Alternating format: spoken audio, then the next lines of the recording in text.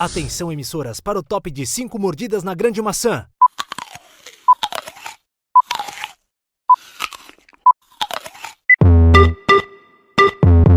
Vai começar o podcast mais novaiorquino da internet.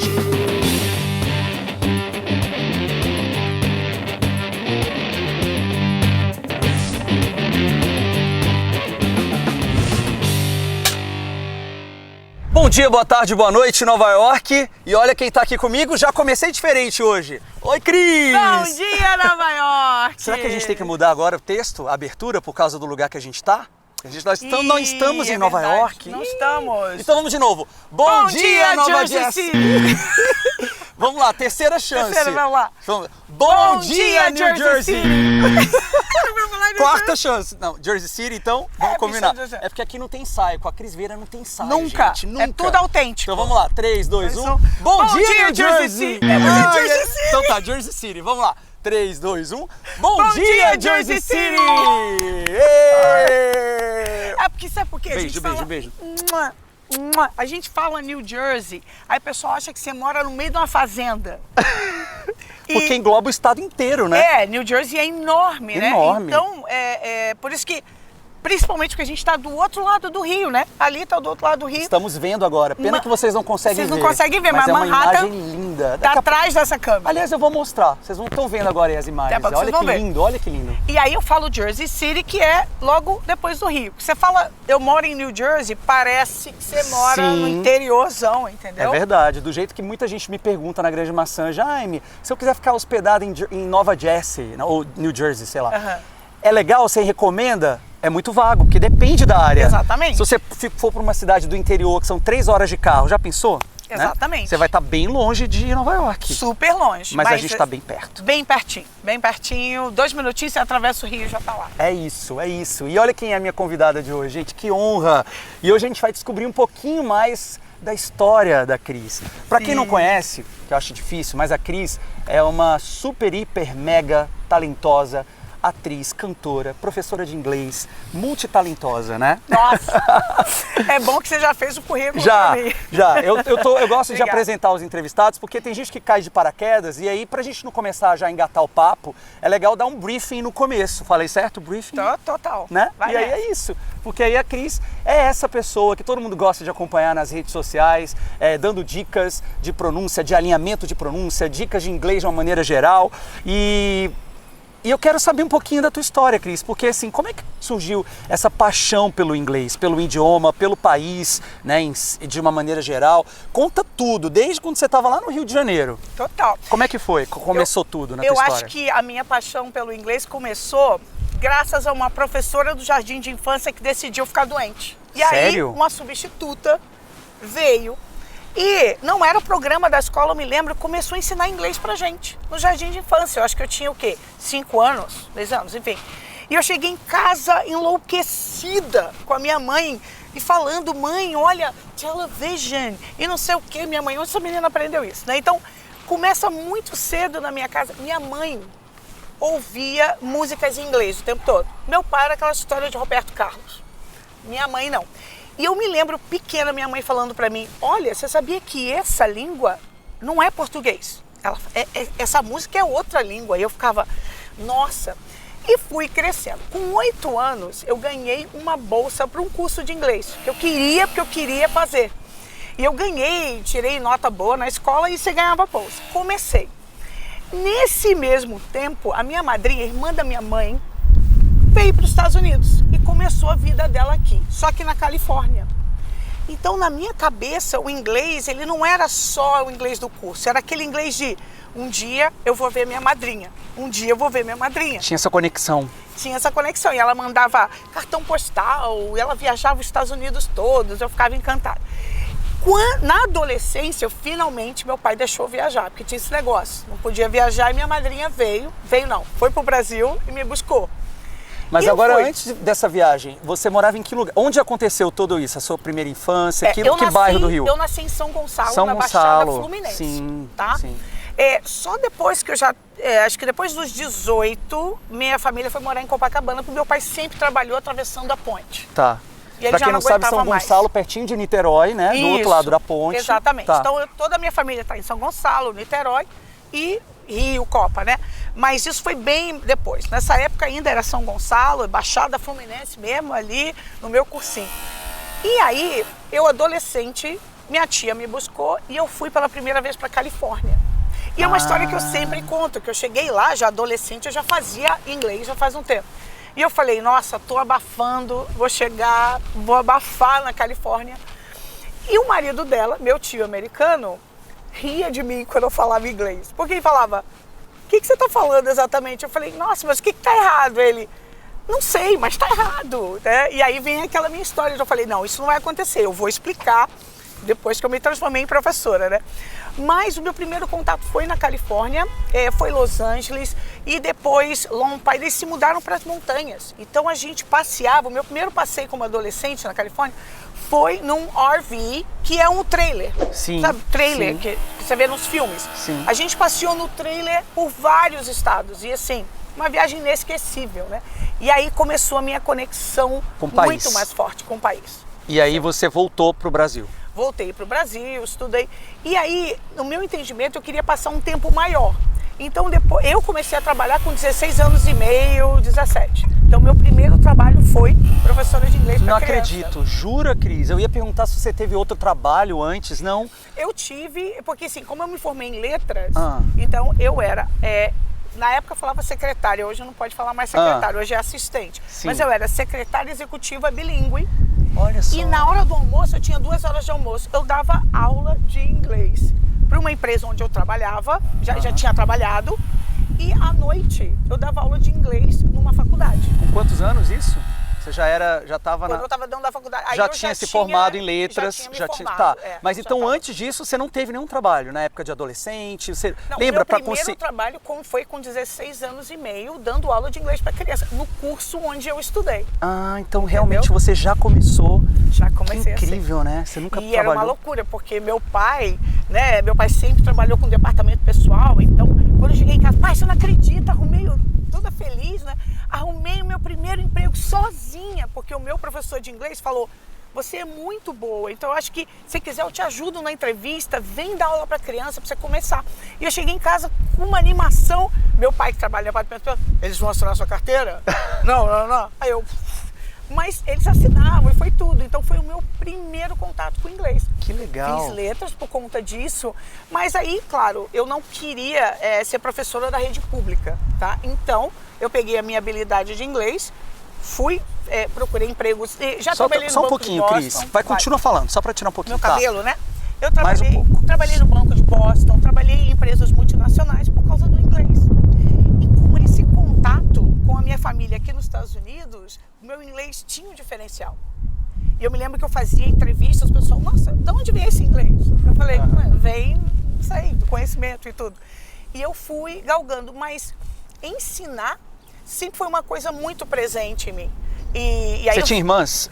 Eu tenho uma irmã e um irmão mais novos. Meu Então, irmão do você meio. já era mais velha. Eu já sou mais Você velha. também tinha isso de ensinar, de ajudar os... Normalmente quem é a irmã mais velha também tem um pouquinho, né? De Total. substituir Era de vez eu. em quando, quando a mãe não tá em casa, o pai não tá em casa. Total, né? E meu pai não tinha paciência alguma. Eu tô pintando meu pai mal. Meu pai é maravilhoso, gente. Mas é que o meu... por exemplo, se meu irmão tivesse uma dificuldade numa conta, aprender divisão, meu pai não tinha paciência. Então era eu que dava o clique. E eu via o olho do meu irmão brilhar. Ah, entendi. Então isso pra mim...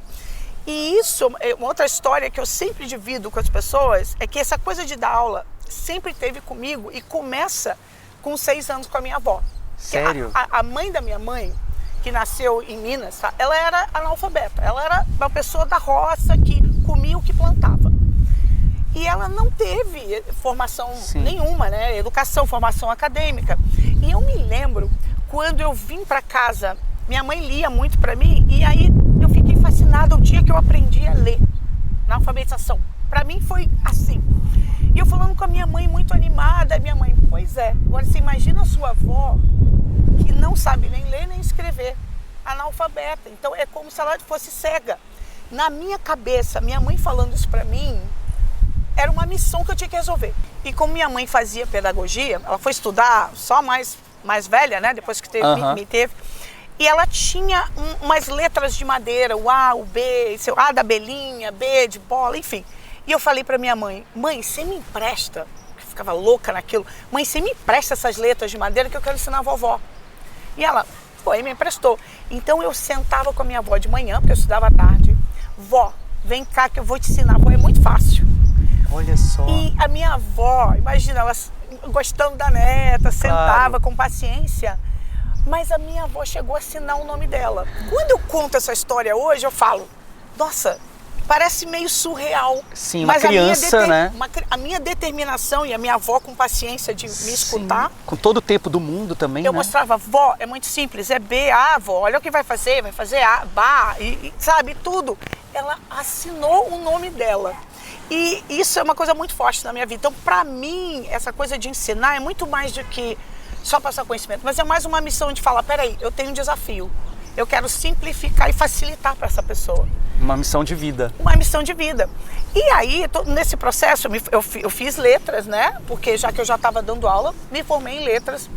Mas nessa época da minha vida, aí rola aquela parte pessoal, que você tem relacionamento não dá certo, e eu não tinha nada que me prendesse. Mas é isso que eu quero saber, antes de você vir pra cá, como é que foi mais um pouco da tua infância, da tua adolescência, o que você fazia nos dias de folga, como é que era o teu lazer, o que a Cris fazia lá no Rio de Janeiro, quando você se mudou pra Copacabana, quero um pouquinho mais dessa história antes da gente pular aqui nos Estados Unidos. Maravilha. Tem alguma curiosidade, você lembra uma história engraçada pra gente falar? Você gostava de ir pra praia, por exemplo? Você estava pertinho da praia, mas não ia muito na praia? Não sou uma pessoa de praia, eu sou uma pessoa de cinema, eu me tranco dentro do cinema sozinha, já tô feliz da vida. Roxy. O Roxy, sem dúvida. Fechou, né, gente? Uma pena. Fechou? Fechou, o Roxy fechou, Cris. Pouco tempo antes da pandemia. Fechou, um cinema clássico, né, de Copacabana. Ali na Bolívar. É. Mas você ia então muito ao cinema? Não, e aí depois começam os complexos, aí tem os shoppings, né? A gente começava a fazer isso. Mas também eu sempre adorei sentar no café, bater papo com os amigos, cantar, tocar violão, sempre. Começou aí também essa paixão com a música, com a voz? Na escola, que na época chamava segundo grau, né? E violão. Então eu fiz teatro nessa época, né? Eu não quero saber disso, então. Não profissionalizar aqui como o meu amigo aqui, mas eu fiz curso de teatro. Mas um curso que mexeu muito comigo foi o curso de dublagem. O meu professor de dublagem, você vai saber, ele faleceu, é o Santana, ele é o que fazia a voz do... Scooby-Doo, não? Não, do pai. É o... do Homer Simpson. Olha só. Walter Saldanha, eu acho que é o nome dele. Pode ser. E ele era o meu professor.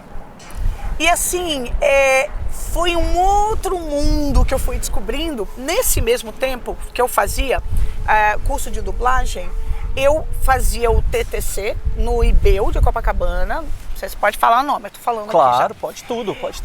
Teatro, isso, fazer teatro. No teatro, teatro eu fiz pouco tempo, eu realmente foquei, eu não consigo lembrar do nome do lugar, mas era em Laranjeiras. Tá. E eu fiz dublagem, e aí ao mesmo tempo eu fazia o TTC, que era uma especialização para aulas de inglês também, e eu fiz o Michigan, que é um exame oficial de inglês para você provar a sua proficiência no inglês. Então, inglês para mim ficou muito primeira prioridade na minha vida. E eu fiz especialização em literatura americana e britânica também, que era o que eu gostava. Mas você cantava lá em Copacabana? Você chegou a cantar em algum lugar em público? Você chegou a subir num palco alguma vez lá nessa época? Porque agora você sobe nos palcos aqui. Eu era a convidada de todos os aniversários dos meus amigos. É? Aniversário lá em casa, Cris no palco, né? E eu fazia parte de uma banda. Então tinha banda. Quando eu era no segundo grau, mas não era banda. Não, mas eu quero saber disso. Jura que você já participou de uma banda de rock ou de quê? Total. Não, era banda pop. De baile pop. Banda pop. Deu assim, só música em inglês. Já nessa época. Só música em Olha inglês. aí a sirene, gente. Você acha que em Nova Jersey não tem sirene também? Tem sirene também. Olha aí. Então, música pop, só em inglês. Então, eu era aquela que cantava em inglês. Era Rock Set, vai entregando minha idade. Rock Set, cantava Kid de Abelha também, mas era inglês. Então assim... Mas você cantava, como é que você foi parar nesse grupo, nessa banda? Alguém te convidou? Eram amigos da escola, do bairro? Grau. Era da escola? Da escola, um virou namorado, aquele esquema todo. Foi então, a primeira paixão, ele? Foi meu primeiro namorado. Olha o Jaime querendo saber as fofocas. Eu quero saber, por exemplo, como é que era essa banda aí. O teu namorado era ele tocava guitarra, não? Não, meu namorado era o baixista. E aí tinha um guitarrista, tinha um tecladista. Naquela época o teclado era o máximo e o baterista, né? Todo mundo se conheceu no segundo grau. Naquela época chamava segundo grau. Todo mundo da escola, da mesma escola. Todo mundo da escola, e a gente continuou. Então a gente fazia festas mesmo. A gente ia cantar. Eu cantava nas noites, mas não noite de barzinho, noite de festa. Festa, aniversário de alguém, contratavam a gente. Aniversário de não sei o quê, aniversário da minha amiga, eu ia, Então cantava. Vocês ganhavam cachê e tudo? Ou era a troca do bolo, do salgadinho, do refrigerante? Tinha cachê, festa então. Que era só comida mesmo. Mas quem gosta de cantar não tá nem aí. Canta de graça. Não precisava pagar aluguel. Mas tinha festa que a gente tinha um cachezinho que na hora de dividir não dava nada também. Mas eu me lembro que a gente foi tocar num lugar da casa de uma amiga, falou assim, olha, meu pai tá construindo uma casa, mas a gente tem espaço. Só que o que ela não falou, que era no meio de uma obra. Obra, a gente montou. Então na hora que eu chego pra cantar, aquele sapato preto de camurça, na hora que eu vou cantar, oi pessoal, tudo bem? Boa noite. Eu olho pro meu sapato de camurça cheio de cimento. Não. E eu bato o pé, a minha pantufa. Eu bato o pé. E aí, sim, essas coisas lá, né? Marcam, né? Marcam. Foi um dia que você lembra muito até hoje. Sim, e aí assim, o cantar sempre foi muito mais parte, né? Em Copacabana, sempre karaokê, sempre. Tinha muitos karaokês nessa época lá em Copacabana? Hoje em dia já não deve ter tanto, né, gente? Vocês são de Copacabana? Escrevem aqui nos comentários. Vocês lembram? Tem ainda algum karaokê? Conta pra mim onde é que estão os karaokês hoje em dia. Vai, coloca aí, vamos interagir. E aquele karaokê que você ia, né, nas mesas todas, e você cantava no meio de todo mundo. Então você sempre... Sabe onde eu lembro de um? Lá no Leblon, perto já da Gávea, tinha um lugar... Como é que é o nome daquele lugar, gente? Que é tipo Você deve lembrar, Cris, que são vários bares, restaurantes e também tem um mercado dentro ali, entre Gávea e Leblon, que tem... Eu tô aqui há muito tempo. Já tá há muito tempo aqui, né? Mas enfim. Tinha um na Lagoa e tinha um em Botafogo. Tá? Tinha um Botafogo, não Eram sei os se melhores, Sorocaba, que você gostava de frequentar. Sim, que eu gostava de frequentar. E aquela bagunça. Então, quando eu entrava cantando inglês, que era Sweet Child of Mine, claro, né? Guns N' Roses, né? Qual é? Canta o refrão pra gente lembrar. Qual é essa do Guns N' Roses? Rouca, ele vai fazer Não, isso. só um... Whoa, sweet child of mine. Claro. Tá vendo? Tem que ter isso pra gente lembrar qual é a música. Exato. Tá, lembrei. E aí, entendeu? Então, esse é um período de... Engraçado, um período de encontro com o que eu gostava de fazer. Inglês em primeiro lugar, mas cantar e fazer teatro. Eu não cheguei a fazer trabalho de dublagem, por quê? Justamente no período que eu estava no curso, eu decidi vir para cá de férias. Mas então você nunca teve dúvidas, Cris? Por exemplo, porque eu sei que você canta muito bem e você é uma excelente atriz. Você faz... Quem já viu, gente, os episódios em que a Cris faz um guarda de trânsito, aí faz uma pessoa dirigindo com a amiga, ela faz vários papéis, ela mesma dividindo, né? E você é muito boa atriz também. Assim, você uma vez, lá atrás, você chegou, por exemplo, a pensar em, de repente, fazer um teste, uma audição, e subir num palco. Eu sei que você se dá muito bem, você fica muito à vontade no palco. Sim.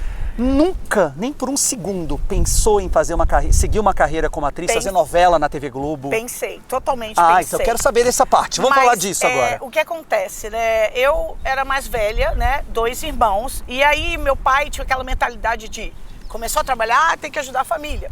E existia o preconceito com vai fazer teatro, mas não vai ganhar dinheiro. Então, assim, o meu pai queria que eu fosse contadora, porque na cabeça dele era uma coisa que eu já podia trabalhar logo no escritório, né? E pra mim não era, então eu fui me afastando daquilo. Eu queria ser jornalista, como você, entendeu? Mas eu falei, não, mas como inglês... As pessoas me perguntavam, você não enjoa de estudar inglês, não? Eu falava, não. E eu vou te dizer, tem algum motivo pelo qual isso está acontecendo. Eu preciso estar estudando inglês por algum motivo. Na minha cabeça, por algum motivo que eu não sei explicar, eu sabia que um dia eu ia sair do Brasil. Não sabia para onde, eu não sabia. Mas inglês era uma coisa que eu não abria mão, nunca. nunca enjoei, nunca. Então quer dizer que você, por causa disso, uma pressão também da família e saber Sim. que o teatro talvez fosse uma carreira mais difícil, até hoje né, gente? A Cris falou que tinha um preconceito lá atrás e vocês devem também aí estar assistindo o podcast e muita gente que trabalha nessa área artística sabe que é difícil também, né? Até verdade. hoje, né, Cris? Você se destacar e se você não está, por exemplo, numa grande emissora de TV, ou você não é visto, né? E você acaba... Pois É difícil, né? Ralar é uma ralação diária. Mas a gente precisa amadurecer para entender que, na verdade, se você põe o pé firme, se você está determinado a fazer o que você gosta, o que você acredita, e melhor, o que você tem talento, você vai conseguir, mesmo que demore. Então, hoje, se eu tivesse a cabeça que eu tenho hoje, naquela época, eu com certeza estaria fazendo parte de uma tribo de teatro, por exemplo. Eu acho que eu vejo muito você, assim. Muito. E aí, a vida é engraçada, né? Porque quando você se afasta daquilo que é seu elemento, que é sua natureza, a vida, ela dá um jeito de trazer aquilo de volta. E aí, né, venho eu para esse país e nunca na vida, assim, vindo para cá, eu imaginei que eu ia abrir uma escola de idioma, por exemplo. Aqui. Mas antes da escola de idioma, por que você resolveu então sair do Brasil? Vamos lá. Olha que isso é exclusivo para você aqui, hein, eu gosto de exclusivo. Exclusivo! Coloca na tela. Vamos lá. Abre o coração, Cris Vieira. Tô abrindo, hein? Tô abrindo o coração. Desilusão amorosa? Também, mas já vindo de um sentimento de não pertencimento. Engraçado, porque eu amo minha família, tenho os meus amigos, mas eu nunca senti que eu pertencia. Eu ia nas festas, eu nunca sentia que eu estava vestida de acordo. Eu nunca fui aquela menina popular. Eu era uma boa aluna, mas eu não era aquela... popular, não sei o que, nem que eu quisesse ser, mas eu sentia que eu não era aquilo que eu queria e eu sempre tive esse incômodo, não sei explicar. E o Brasil tem uma coisa assim, que as pessoas são muito guiadas, não sei se hoje de repente mudou, mas as pessoas são muito guiadas a relacionamento. Para você ser feliz, você tem que estar com alguém, você tem que ser casado, ou você tem que ser filho, tem que ter filho, então... e aí você acaba acompanhando isso. E eu fui lá, fiquei noiva, né? E assim... Ficou noiva? Fiquei noiva, mas não me casei no papel, mas fui morar com a pessoa. Tá. Com o baixista da banda, não? Não, meu filho. Pensei o baixista antes disso, eu só queria saber de baixo, aí você fica assim, não, né? Tem que ter mais alguma coisa. E aí fiquei noiva de uma outra pessoa e a gente morou juntos 3 anos e meio. No Rio de Janeiro? No Rio. E, do nada, a pessoa, né? Vai embora, assim, né? Story of my life, uma coisa assim.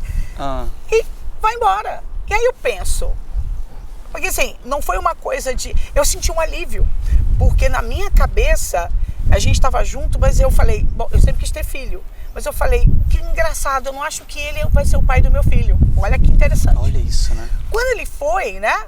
Encontrou outra lá, né? Tá. E foi. Eu falei, sabe de uma coisa? Eu me lembro como se fosse hoje. Como professora, eu sempre tive um quadro na minha casa, em branco, para escrever. Eu me lembro escrevendo essa frase. I'm going to start from scratch. Eu vou começar do zero. Eu escrevi isso claramente. Comecei a pesquisar. Mas isso depois de quanto tempo... Que ele foi... Não, depois de quanto tempo, assim, é aquela coisa fossa. de fossa mesmo? Demorou muito a fossa? Demorou. E, aliás, uma amiga minha me ajudou muito com isso aqui. Se você, por acaso, está passando por fossa, ela falou uma coisa que funcionou pra caramba. Cama de casal, você está acostumado ali com aquela pessoa. A pessoa não está mais, dorme ao contrário. Dorme do pé pra cabeça. Sim. Cara, isso... Te ajudou? Me ajudou, porque o meu ângulo de visão era completamente diferente. Quando eu acordava, dói, mas vamos lá. Dói, mas vamos lá. Mas aí eu fui, sabe, já peguei uns sacos de lixo lá, botei tudo. Sério? Botei tudo saco preto de lixo.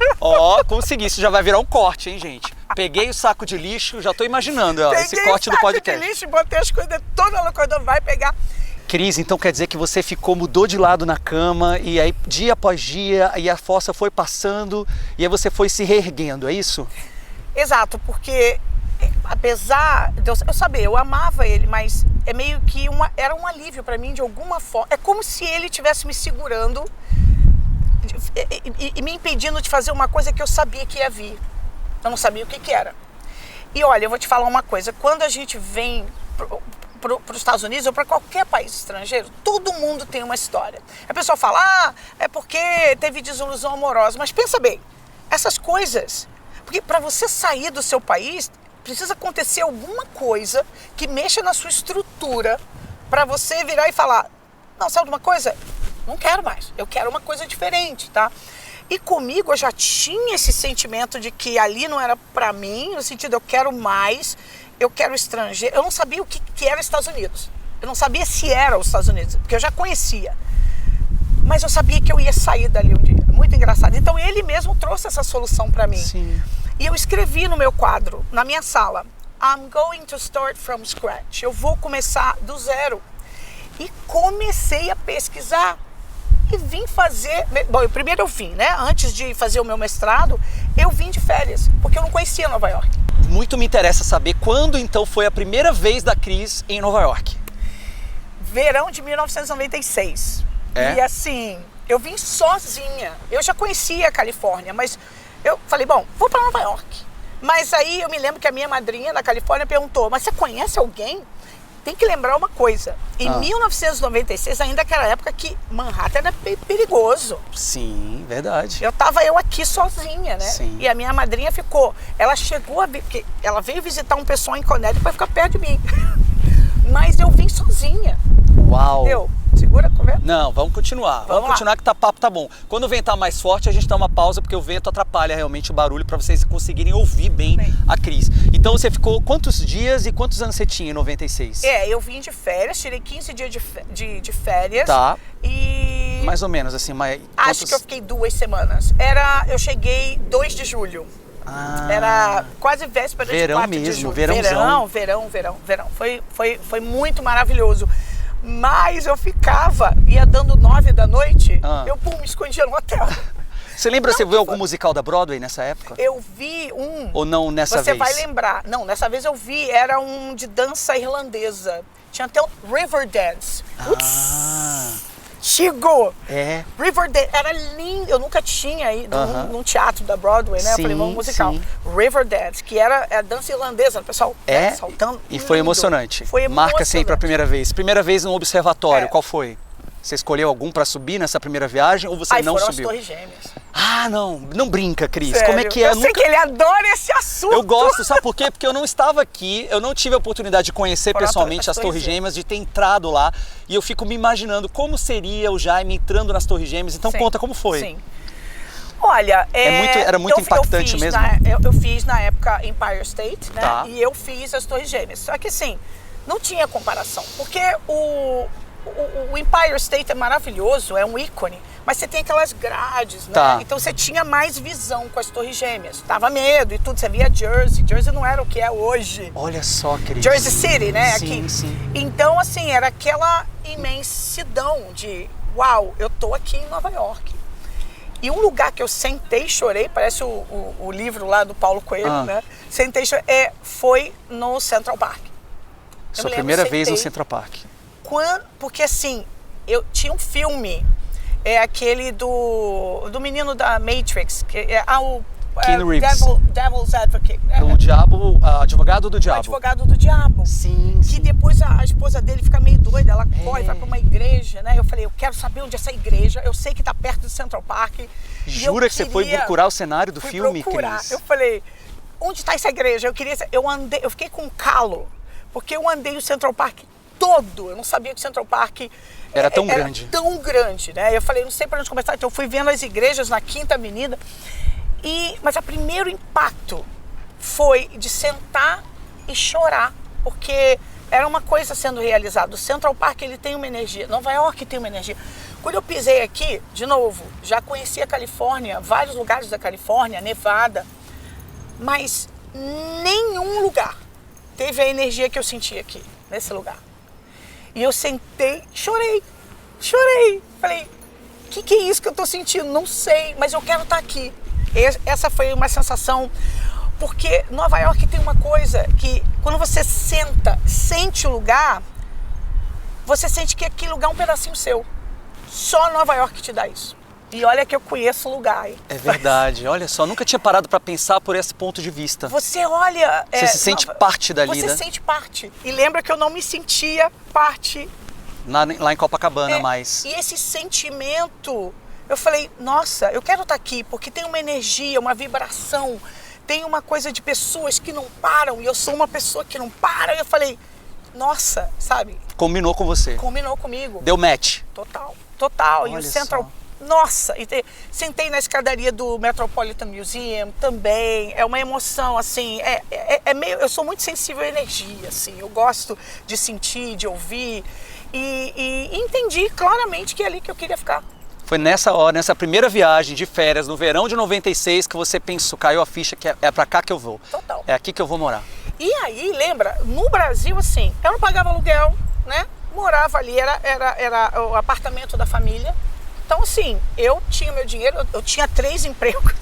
Eu trabalhava de manhã como secretária, eu dava aula de inglês na hora do almoço e à noite eu dava aula também particular. na faculdade. Particular, dava aula na faculdade no curso de inglês que eles tinham. Olha só.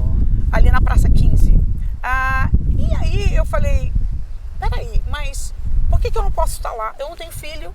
Nada que te prenda. Nada, relacionamento também já não queria pensar. E aí sim, por isso que eu falo, tem que ter uma coisa que tire você da sua raiz, da zona de conforto. E eu me lembro que eu virei pro meu pai do nada. Pai, se eu falar pra você que eu quero morar nos Estados Unidos, quero ir embora, você vai ficar ok? Eu já tinha meus 20 e poucos anos. Aí ele olhou pra minha mãe, ué, como quem diz, o que eu vou fazer pra impedir? Mas o olhinho dele, tipo, ai, será? Porque eles medo. Medo. E eles sempre souberam. Eu era a tradutora da família, né? Quando vinha minha madrinha com o marido dela, era sempre eu. E ele sabia que o inglês estava na minha vida, ele sabia que eu dava aula, tudo. E na cabeça dele, acho que fazia sentido, mas aquela... pois é, finalmente a gente está ouvindo o que a gente achou que ia ouvir. Mas eles em nenhum momento me impediram, sabe? E assim, do dia pra noite, porque, quero dizer, com muita rapidez, eu fiz um garage sale.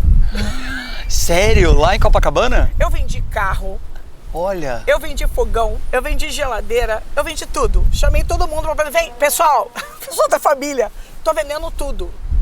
E peguei o meu dinheiro, né? Pedi demissão do meu trabalho. E aí, nessa época, óbvio, eu estava fazendo a inscrição aqui para FIT, que é Fashion Institute of Technology, para Advertising and Marketing. Porque na minha cabeça eu falei, eu vou tentar uma coisa do zero. Ah, tá. Quero mais dar aula. Tá. Vou tentar Advertising and Marketing, que é o quê? No Brasil seria, não é um publicidade e propaganda, né? Publicidade e propaganda. E eu vi, nossa, o que eu não contava é que assim, eu vendi todas as minhas coisas, mas mesmo assim, viver aqui... É mais caro, muito, em dólar. E eu fui morar em Astoria, dividi um quarto com um conhecido, eu tinha uma amiga que trabalhava no consulado americano, que conhecia fulano, ciclano, já não lembro o nome de ninguém, mas olha que interessante. Eu fui para Astoria, dividi um quarto com uma menina que era go-go girl. Uau, que legal essa história, Cris. Outro corte aí, gente, mais um corte. Dividi o quarto com uma go-go girl em Nova York, em Astoria. E não sei se... não sei se é comum esse termo no Brasil. Então mas... tem go-go boy são as meninas que dançam, strippers, acho que no Brasil chama mais stripper, exatamente. Né? E outro ensinamento que eu já comecei ali do início a ter é um ensinamento de não julgar as pessoas. Sim. Porque, e outra coisa, né? Eu me adianto e tudo, mas eu volto e conto o detalhe, porque a mentalidade que você vive no Brasil é uma mentalidade de normalmente julgar, criticar. Então, ou você está cercado de crítica, de julgamento, ou você é aquele que está julgando.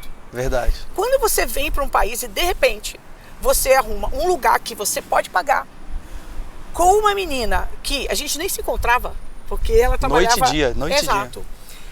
Mas de uma simpatia e, assim, de uma generosidade. Ela me falava que tinha 4 filhos no Brasil que ela tinha que alimentar. Então, estava ali fazendo a dança dela. Eu já estava fazendo o meu curso, né? E quando chegou a época de férias da faculdade, eu volto, né? Vou voltar. Tá. Você ia pro Brasil passear. Exato. Tá. Então, férias aqui, a gente está falando de 2 meses e meio. E eu falei com ela, eu vou me despedir de você, porque eu não vou ficar pagando, né, 2 anos, eu vou... 2 meses e meio de aluguel, depois eu volto, e aí vejo onde eu vou ficar. Sim. E ela virou pra mim e falou assim, não, eu vou pagar esses 2 meses e meio pra você, porque eu gostei de você, que aí quando você voltar, você já tá aqui. Eu falei, menina, você nem me conhece direito, a gente tá aqui, mas você nem me conhece. Ela falou, tenho certeza que você faria a mesma coisa por mim, depois você me paga. Olha só. Coisas que você... Então você foi e voltou pro mesmo lugar. Fui, voltei, paguei ela, sabe? E aí, claro, comecei a trabalhar também, eu dava aula. Aí entra a história da aula particular. Sim. Porque era o que eu sabia fazer da minha vida. Sim. E as pessoas diziam, você dava aula, você dava aula, você dava aula. Então eu fui tendo os meus alunos particulares. Mas de inglês aqui. Brasileiros que queriam melhorar o inglês. Sim, que já estavam aqui. Mas brasileiros também que tinha namorada americana que queria aprender português. Sim, também veio. Fiz o caminho. Claro, o caminho claro. duplo. Mas vem cá, Cris, você ficou muito tempo em Astoria? Você ficou... Não. E você terminou o curso de publicidade? Eu não gosto de deixar nenhum ponto sem nó. Vamos lá. Terminei. Terminou? Mas calma aí, calma. Nessa parte de Astoria, eu devo ter ficado em Astoria acho que 1 ano. 1 ano. De lá sair, ela teve que sair porque ela conheceu um grego maravilhoso. Olha. Casou, trouxe os ela. filhos dela, bancou ela. Então ela saiu de lá. E eu acho que eu devo ter morado uns 4, 5 lugares na Astoria. Tudo no quarto. Onde eu tive muito ensinamento. Ensinamento de dividir, ensinamento de limpar, de fazer de tudo. Coisas que a gente não faz no Brasil, que a gente não dá valor. E aqui tem que se virar, de pegar sua roupa e arrastar para lavar numa lavanderia. Não me fala que essa é uma coisa que eu gosto muito. Eu não gosto de fazer isso. Eu espero até não dar mais, não tem mais nenhuma cueca limpa, nenhuma meia limpa. Meu Deus, do frio. E fica muita coisa acumulada e depois é mais pesado para levar, enfim. Aliás, muita gente vem para Nova York e o ponto de entrada é a Astoria mesmo, porque tem uma base de brasileiros que ajudam uns aos outros, né? Exatamente. A mentalidade da comunidade brasileira em Astoria é muito interessante porque é o pessoal que está ali disposto a aprender a língua e a batalhar, entendeu? E tá todo... E olha, e é uma coisa que eu falo, que a gente pensa assim, no Brasil eu não faria, no Brasil eu não faria. Aqui é campo de batalha. Aqui você está tentando vencer. Quem é você para julgar uma pessoa que está vindo aqui e está querendo sobreviver? Quem é você? Sim. Entendeu? Então, assim, contanto que a pessoa não roube, não mate, sim, entendeu? A sim. pessoa está tentando sobreviver. Sim. Cada um está aqui buscando, entendeu? Então, eu recebi muita ajuda, tá? Também tem gente que quer passar a perna, normal. Mas, hoje, eu ajudo também muita gente. Então, assim, é um movimento e ali eu vejo o pessoal que está determinado a vencer. Que olha Manhattan e fala, quero trabalhar em Manhattan e vou chegar em Manhattan. E era isso que eu tinha na minha cabeça. Você também pensava nisso? A mesma coisa. Mas quanto tempo você ficou em Astoria e depois de Astoria você foi já para Nova Jersey? Eu fiquei na Astoria, em Astoria, quase 1 ano. Eu trabalhei numa empresa de passagem, de turismo, né? Por quê? Eu precisava de dinheiro, né? Sim. Tinha dia que eu fazia as contas, né? Porque meu dinheiro estava acabando. Uhum. E tinha dia que eu fazia as contas. Hoje eu só lembro... Toda vez que eu olho aquelas batatinhas chips de 99 centavos, sim. daquelas lojas de $1, as delis, era meu almoço. E assim, eu falo, cara, então assim, passei um pizza apertinho. De $1, né? Pizza de $1, mas na minha cabeça, não vou voltar, não vou pedir ajuda para meus pais, porque eu que quis vir. Sim. Eu não era assim, orgulho de não vou pedir porque eu sou orgulhoso, mas era assim, não é problema deles. Claro. Então assim, eu não ia pedir. Você passou aperto? Passei. Passou fome? Um pouco. No começo? Um pouco. Mas escuta essa. Em Astoria, nessa agência de turismo que eu trabalhava, vinha sempre um rapaz comprar passagem. E ele sempre comprava passagem. Então a gente vai conhecendo os clientes, né? Um dia, ele falou assim pra mim, escuta, eu tava procurando um lugar. Escuta, você não quer morar lá em casa? Eu falei, como assim? Ele falou, eu tô mais em Los Angeles do que aqui. Tá? Eu tenho um roommate, você pode ficar com o meu quarto. Quando eu vier de Los Angeles, você dorme na sala. Mas eu venho muito pouco. Aí quando eu estiver com a minha namorada lá, ele tinha namorada. Ok. E são coisas que você para pra pensar, nossa, mas a gente se conhecia, de vez em quando ia um karaokê. E esse menino, Wellington, o nome dele, esse menino, quando ele vinha de Los Angeles, por isso que eu falo, tem uns anjos também. Claro. Quando ele vinha de Los Angeles, ele olhava, abria a geladeira... Não tinha muita coisa. E ele falava assim, bora pro supermercado. Aí eu, tá bom, minha história. E ele enchia a geladeira. Ele, olha. não, Cris, não. Ovo, pega aí o que você quiser. Olha só. Pega aí. Ele fazia uns negócios lá, Claro. uns negócios dele. Mas a bondade dele de ver que a geladeira estava vazia, sabe? Que estava apertado. Claro. Ele foi um anjo na vida. Ele não era naquela... ele queria ser seu namorado. Não, eu nunca namorei ele. Sim. Mas ele era aquela pessoa generosa. Sim. E eu, quando eu vejo os brasileiros vindo e numa situação assim... Você também pensa, Eu né? também penso igual. Eu falo, ó, tá apertado pra você, não tá? Isso aqui, calma, vem, vamos comer. Vamos não sei o quê. Então, acontece isso também. Então, E aí, talvez, as pessoas que passam pelo seu caminho hoje não saibam que você também já estava já passou por aquele aperto, né? Exatamente. E aí você entende que as pessoas vivem hoje. exatamente. Quando eu conto isso pros meus pais hoje, eles falam, não acredito, por que você não falou com a gente? Não tinha necessidade? Eu falei, tinha, era um aprendizado meu. Claro. É um aprendizado meu. E eu olhei não só os brasileiros, mas outras culturas. Aprendi a ter uma tolerância maior. Aprendi principalmente que nesse país aqui, se você também ficar de cabeça baixa, ninguém te respeita. Uma história que acontece aqui, nessa época de história, o que eu fazia? Eu filmava, tinha aquelas fitas VHS. E eu todo mês mandava uma fita VHS para minha família. Porque eu queria, igual você, filmando as ruas. Sim, Igual que você faz hoje nos stories. isso. Eu fazia com a minha câmera que eu trouxe e eu mandava uma fita VHS para meus pais. Para eles participarem de tudo. E eu ia no correio mandar todo mês. Só que um dia eu fui ao correio e eu queria falar para a mulher, dá para eu comprar vários selos já, pré-pago? Porque eu não preciso vir aqui, já deixo na porta lá do prédio, que o cara leva, o correio leva. E ela, ouvindo o meu sotaque, na época, fechava, né, a comunicação. Não, you gotta come back. Aí eu, não, mas peraí, você não deixou me explicar. Blá, blá, blá. Não, you gotta come back. E aí foi a minha virada. Quando eu, né, descer das tamancas, subi nas tamancas e falei, listen, you're here to help me. Você tá aqui para me ajudar, minha amiga. Eu tô tentando falar, você não tá nem me escutando. Olha pra mim. Agora pro vinho. Porque aí eu comecei a perceber que se você não se impõe com a educação, não xinguei ela. Claro. Mas se você não se impõe com a educação, as pessoas acham, né, Sim. que você não está se dando respeito e obviamente não merece respeito. Ou então que você não consegue falar direito, você também não vai conseguir entender direito e pra ela vai ser perda de tempo. Exatamente. Né? Porque ela vai ficar falando, você não vai entender mesmo. E é por isso que eu sou sempre aquela pessoa a falar, sotaque é uma coisa, pronúncia é outra. Porque o problema é que o americano, por muito tempo, ele entendeu que ele não precisava falar nenhuma outra língua, só a língua dele. Então, quando ele ouvia ou ouve uma língua diferente, com um sotaque na cabeça dele, ai meu Deus, não quero nem falar que eu não vou entender. Sim. E se fecha, né? E se fecha.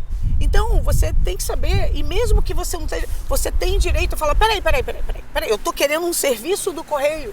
Então, a sua atitude fala muito sobre isso, entendeu? Não é porque você está aprendendo que você vai se intimidar dessa maneira. É verdade. E essa foi a minha virada. Eu falei, tá, já, isso, depois de um ano, já entendi como é que funciona, entendeu? Então, assim, eu fui me enquadrando, eu tenho que mostrar, eu tenho que me dar o respeito, tem que ter. Então, um ano ali em Astoria, eu sempre querendo, né, atravessar para a Terra Prometida. Era o teu objetivo, né? É o meu objetivo. Você traçou aquele objetivo. Exato. E aí, procurei de novo, como eu estava fazendo, falei, bom, vou trabalhar, já tenho experiência aqui, até aprendi a emitir passagem e tudo. Olha. Fui trabalhar numa de brasileiros também em Manhattan, conhecida. Vamos ver se eu acerto, gente. Será que teria sido uma agência que ficava em Little Brasil, na 46 ali? Jura que eu acertei? Juro. Fui trabalhar lá e, como eu falava todas as línguas que eu falo, 4 línguas, né? E a gerente ficou impressionada, falou, não, claro, não, a gente precisa, porque você atende muitas pessoas. É uma letra BCA, é BCA. BACC. BACC. Exato. As amigas que eu fiz no início começaram lá também. Olha que As legal. amigas que eu tenho hoje são que de legal. lá. Então deixa eu só abrir um parênteses, se você quiser saber mais sobre essa rua dos brasileiros e como ela era no passado, antes até da Cris chegar, nos anos 80 ainda, tem um podcast que eu gravei aqui com a Sylvia Gerber, que é uma senhora já que mora aqui em Nova York há muitos anos, já é casada com uma americana há mais de 30, enfim. E ela contou, ela também trabalhou nessa rua, Cris. Então vai ficar aqui no card, na descrição, você pode ouvir depois esse outro papo, mas só depois que esse aqui terminar, aí você vai lá. Papo enorme! Mas, então, comecei a trabalhar lá, e aquela coisa, né? Ganhando o meu Era uma comissão dinheirinho. por passagem emitida. Era mais assim, ou menos isso? A gente ganhava cash, porque, assim, eu poderia trabalhar dando aula. Ah, você tinha visto específico, é Eu isso? tinha visto de estudante, então assim, você não eu tinha podia que trabalhar na tá, área. tudo bem. Eu podia ser até estagiária como fala, de uma agência de publicidade. Tá. Mas, né? Não, mas aí a gente você que precisa se manter, precisa né? se manter. Vai fazendo trabalhos extras. Exato. Freelas, é freela. São os freela. freelas, exato. É. E aí, eu trabalhava ali, mas aí chega aquela coisa, eu falei, bom, eu tô estudando, tô aqui, eu não faço nada pra me divertir. Foi aí que eu fui fazer uma aula de dança, vou fazer salsa. Fui. Era caríssima a aula, pra mim era tipo, sei lá, $25, pra mim era caro, caríssimo. E aí, conheci o pai do meu filho, né? Olha aí, chegamos nesse ponto. Bem mais velho que eu olhava e falei, ai gente, eu não tô nem com cabeça, né? Eu não quero relacionamento. Vamos dançar comigo? E aí ficou. Eu ia lá e eu fiquei como a parceira dele de dança. Nas aulas. Então tá, eu olhava. E toda vez ele me perguntava, né? Quer jantar? Não. Quer tomar café? Quer tomar café? Vamos tomar um café? Eu falo, não, obrigado. Não, obrigado. Aí um dia ele virou pra mim e falou, de repente o problema é o café. Quer jantar comigo? Quer jantar comigo? Eu falei, tá bom, vai. Foi bem humorado, gostei, né? Você deve ter pensado, foi espirituoso. E olha que coisa culturalmente interessante. Eu me lembro que a gente se conheceu, né, na primeira vez na aula de dança. Na segunda vez que eu voltei para dançar, na semana seguinte, quando eu olhei ele, eu vi um rosto conhecido. E eu falei assim, hi my friend. Como a gente fala no Brasil. Nossa, na cabeça dele, olha, ela me chamou de friend, tipo, nossa, que intimidade, né? Nossa, ela tem consideração por mim. Nossa, eu falei, gente, era só oi aí, meu amigo. O cara ficou. E aí... Ele era de Nova York? Americano? Ele, naturalizado americano, tá. Mas israelense. Tá. E aí, tá bom, vamos já. Dançava bem? Não. Era pé de... Como é que fala? Pé de valsa não é. Pé de valsa é quando você dança bem. Quando dança bem. Enfim, não dançava bem. Como fala, a gente fala em inglês, he drags like a fat cat. Ele se arrasta igual um gato gordo. Mas o resto, não sei. Então ele não era um bom parceiro de dança. Não era. E o pior assim, o meu objetivo era aprender salsa. E nunca aprendi, né? Por causa disso. Aí... Mas e como ele te conquistou? Porque eu pensei que ele pudesse ter te conquistado pela dança. Não. Então ele não era um bom dançarino. E aí aquela coisa, lembra que o relacionamento tava aqui, né? E aí o seguinte, ele me deu o cartão dele, ó, vamos jantar então, tá aqui meu cartão. Beleza? Quando eu olhei o cartão dele, tava assim, o nome dele tava PhD. Olha a minha cabeça. Falei, pelo menos no jantar o papo vai ser interessante. Que o cara, né, deve ter um conhecimento. Tá bom. E realmente, é um cara que fala 5 línguas, viajou o mundo todo, né? E fomos. Então o papo foi agradabilíssimo, né? Mas na minha cabeça era pra amizade. Ele era bem mais velho que eu. Sim. Entendeu? Não fazia o teu tipo. Não, simpático. Agora, a mulher tem essa coisa dele, o cara tem inteligência e tal. Achei ótimo. Ganhou muitos pontos com você por causa disso. Ganhou muitos pontos, simpático e tal. Mas assim, eu falei, não. E ele interessado. Olha só. Falei, gente do céu, o que eu vou fazer agora? Queria namorar comigo. E de novo, eu volto pro Brasil pra ver minha família. Entendeu? Eu ia e voltava, né, quando eu podia, da faculdade. Aí ficou desesperado. Você vai, mas você não vai voltar. Quando você voltar, eu vou te perder. Que você vai... Eu falei, não vou, eu vou voltar. Ele falou assim, olha, louco, por que você não pega as suas coisas? Tira de onde você tá. Eu já tava num quartinho em Manhattan. Bota aqui na minha casa. Que aí você não tem que ficar pagando aluguel. Olha só, um jeito que ele encontrou pra te segurar, né? E aí, a verdade é, eu realmente não queria saber de relacionamento, mas eu sempre quis ter um filho. Essa é a verdade. Eu sempre quis ter um filho. Você se sentia sozinha, Cris, nessa época? Muito. Em Manhattan não, em Astoria, enfim? Muito. Eu me lembro que eu andava, naquela época não era iPhone, né? Naquela época era o Discman. Olha, sim. Com as minhas músicas, e eu andava, mas assim, aquela coisa, né? Eu viajava na música para poder a solidão não me pegar. Então, assim, eu já trabalhei, além à noite para fazer um dinheirinho, eu trabalhava de coat-check, pegando o casaco dos outros só pela comissão. Num restaurante que existia chamado Primavera, que não existe mais. Era um restaurante que ia chefe de governo. Olha só. Mas eu só ganhava o que eles colocavam no potinho. Então, assim, eu saía 2 horas da manhã no frio, eu andava e botava minha música. Olha, engraçado, isso é bom porque as pessoas acham que vir pra cá, e a gente tem que lembrar que dá solidão mesmo, né? Muita solidão. Então, tudo que eu podia para fazer um dinheirinho extra eu fazia. Então, eu entendo o trampo que é. E o que acontece? Nesse encontro, né, com esse meu ex-marido, eu também estudava. E aí eu falei, bom, eu falava com ele, essa é a minha vida. Só que é o seguinte, eu tô fazendo tudo isso porque eu quero ter um filho e eu quero que meu filho tenha a melhor educação que eu puder dar para ele. Aí o homem se apaixonou. Porque ele era muito mais velho, mas nunca tinha tido filho. Olha só. Ele era divorciado, tinha uma namorada, mas nunca teve filho. Aí, pronto. E foi Juntou aí, a fome com a vontade de comer. Juntou. E aí foi um papo muito honesto, tá?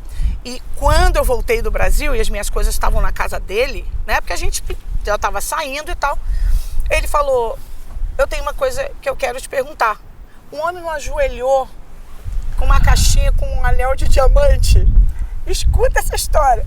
A minha madrinha da Califórnia, que tinha o marido dela, assim, deu um anelzinho pra ela de diamante, mas daquele piquititito. Sim. E ela mostrou pra gente na época, eu era pequena, assim, era adolescente, eu falei, uau, que legal, tia. Assim, quando ele abriu o anel pra mim, eu vi que o anel tinha 3 vezes o tamanho daquilo. E eu não sou... Eu não materialista, tenho, né? Eu não sou ligada à joia. Mas me assustou. Eu fiquei. E ele ajoelhado na frente. Olha só. E eu falei, tá. Olha, eu ainda falei assim, eu me lembro que eu falei assim, tá, mas você sabe que eu não te amo como marido e mulher, né? Eu ainda falei sim. Você queria deixar tudo bem claro, né? Porque era uma coisa muito séria. Sim. E aí eu me lembro que ele falou assim, tá, se você não gostou do anel, tá bom, não precisa não. Eu falei, não é isso, é porque assim, eu quero ser verdadeira com você. E eu sei que você ficou animado, eu também quero ter filho, mas você tem que saber que eu não amo você como naquela paixão e tudo. Aí ele falou pra mim, mas isso às vezes acontece com o tempo. É verdade. Eu tava tão desacreditado, parece assim que eu tinha, né, 70 anos já desacreditada da vida, mas eu realmente, eu tinha ficado meio Você tava em que fase da vida adormecida. de idade, você acha? Você lembra? Eu já tinha... 30? Menos de 30, não, mais menos de 30? de 30. Ah, ainda Eu tava tinha com menos de 30. 27. 27, tá. E eu falei, mas lembra que a mulher vai chegando 30. Sim. E eu tava tão adormecida, eu realmente desacreditada no negócio de relacionamento, eu falei, cara, não tenho nada a perder. Eu não dependia dele para documento. Isso pra mim era uma coisa que me moralmente Exato. você fazia questão de não depender dele para documento. Mas isso é bom para também as pessoas também que acompanham você saber, então você não, mas né? imagina, eu fui casar com um homem muito mais velho, te deu documento, é normal pensar isso. Até num show de stand-up dos brasileiros que eu fui, o pessoal, olha a outra aí que a gente estava junto. A gente estava junto. Verdade. E eu até brinquei, falei, Carol Zócoli, um beijo. Aliás, assiste também o papo com a Carol Zócoli, ela já passou por aqui. Sim, exato, né? eu tava lá. Então, assim, a primeira coisa é, pegou green card, mas não necessariamente. Pra mim, eu queria uma família, eu queria um filho e eu queria ter segurança. Simplesmente abracei, mas eu fui honesta. Sim, você foi honesta o tempo todo com ele. O tempo todo.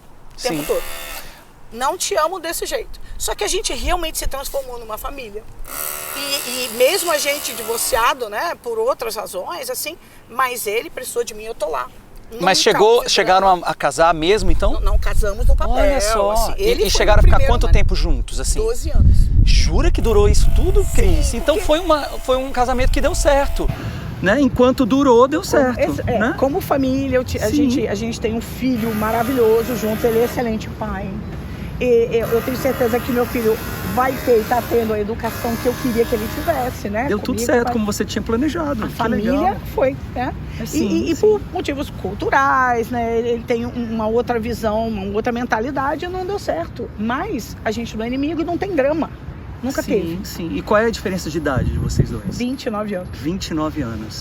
Hoje, claro, a diferença aparece bastante. Grita muito mais, né? Grita. Mas, como ele sempre foi um cara muito ativo,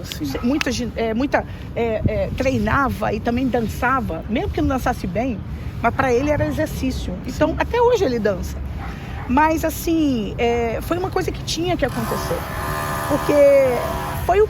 Assim, as pessoas ficam, mas por que você não esperou para ter outro? Não é esperar, eu abracei o que eu achei que tinha que abraçar. Então o Uri, ele ficou com pai e mãe convivendo juntos na mesma casa, 12 anos da vida dele?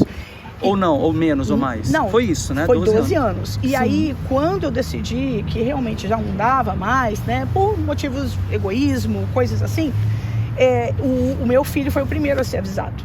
Eu falei, mamãe tá pensando nisso, e eu te prometo, não vai ter drama. Você vai ver seu pai quantas vezes você quiser. Não existe isso, né? E eu sempre morei, o pai em Jersey City, eu em Jersey City. Então ele sempre navegou, tá lá com o pai dele agora. Aí daqui a pouco tá comigo, sabe? Então, isso tudo que eu prometi, foi cumprido. Não teve competição, né? Não. Nessa guarda do Uri. E sempre defendi o pai dele. Seu pai tá certo, hein? Tá certo. Entendeu? E o pai comigo. Então, isso foi muito legal. E aí a gente tem um filho, né, que a gente fez questão de criar ele na língua dele, em hebraico, eu na minha língua, em português, tá? E daí foi, acho que uma das coisas que eu tenho mais orgulho, entendeu? De ter feito, né? O meu filho e ter criado do jeito que eu criei aqui nesse país, sabe? Vocês estão sentindo um pouquinho de diferença aqui? Porque, olha, uma câmera desligou, a gente trocou o cabo do microfone pra câmera que tá aqui. Muito papo, a bateria não aguenta. Não aguenta o nosso papo, a nossa energia, né, Cris? Energia E a energia da Joy, da Joy. Olha quem tá aqui. E a gente trocou os cabos, os microfones, mas tá tudo certo, porque o papo tá bom. E eu quero que você conte, Cris, você tava falando da educação do Uri, é muito importante, né, Cris? Assim, manter, como ele é filho de uma brasileira, apesar de ter nascido aqui, você fala que você queria que ele tivesse um idioma de herança, isso, uma linguagem de herança? Exato, porque o pai dele é israelense, então, né, o pai dele fala hebraico e eu português, né? E o inglês nunca foi minha preocupação, porque eu sabia que ele ia pra escola e tudo. Então, o que a gente fez em casa? O pai sempre falou em hebraico com ele. E não só fala, mas ele lê, escreve e comigo português. Mas para isso funcionar, tem que ter consistência. Para você passar a língua de herança, não pode permitir o seu filho misturar as línguas. E o que eu fiz? Eu fiz um cantinho especial na casa, ele dormia no beliche, e na parte de baixo do beliche é onde eu deixava ele falar tudo em inglês que ele quisesse, porque ele estava aprendendo na escola também. Mas era só naquele canto, saindo daquele cantinho, a gente voltava ao português. A regra é português na casa inteira. Exato. E o hebraico com o pai dele. Então a criança, nesse jogo, a criança gosta. Entendeu? Claro, você inventou um jogo, uma brincadeira. E não é só língua, Jaime. É importante quando você tem um filho no exterior, ter cuidado para não falar mal da nacionalidade do seu filho. Porque eu vejo assim, muita gente, não, porque Estados Unidos, não, porque é americano, não, porque não sei o quê. Você está criando um americano. É verdade, olha isso, nunca tinha parado para pensar nisso. E você cria uma criança que vai acostumar a ter mais tolerância com a cultura dos outros. Porque ele está vindo de um ambiente culturalmente diverso, né? Então você aprende, peraí, não é que o americano é isso, não é que o mexicano é aquilo, não, as pessoas são diferentes. De novo, o país ensinando você a ter uma tolerância maior, sabe? Verdade, Nova York, aqui é um lugar que é feito, construído, né, com a força dos imigrantes que vieram lá atrás, né? Exatamente. Não tem lugar mais misturado do que Nova York. Não tem. E eu costumo dizer que os americanos deviam agradecer os imigrantes por trazer tempero melhor, música, alegria também, né? E dar esse colorido. É verdade. E é isso que a gente tem que celebrar. E, de novo, de tudo que eu já fiz e do que eu mais me orgulho é ter criado meu filho nessa cultura diversa, mas também de ter vindo para um lugar que me ensinou muito. Eu sou muito grata a esse lugar, principalmente por ter me dado uma noção de vida melhor, de tolerância e de generosidade. Cris, adorei o papo. Foi muito bom.